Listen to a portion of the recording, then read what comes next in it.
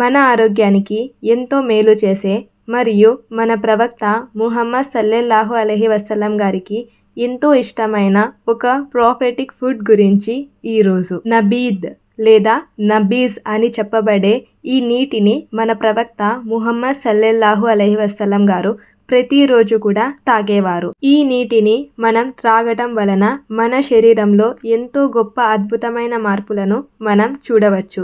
ఈ నీటిని తయారు చేయడానికి మనకు ముఖ్యంగా కావాల్సినది ఖర్జూరాలు. ముందుగా ఖర్జూరాలను బాగా శుభ్రం చేసి అందులోని గింజలను తీసివేయాలి. ఆ తర్వాత ఒక ఫుల్ గ్లాస్ నీటిలో 2 లేదా 3 ఖర్జూరాలను రాత్రంతా కూడా నానబెట్టాలి. ఇలా రాత్రంతా కూడా ఖర్జూరాలతో కలిపి ఉంచిన నీటినే మనం నబీద్ అని అంటారు. ఈ నీటిని మనం త్రాగటం వలన మన శరీరంలోని యాసిడిటీ ప్రాబ్లం అన్నది వెళ్ళిపోతుంది. అలాగే మన శరీరానికి ఎంతో మేలు చేస్తుంది.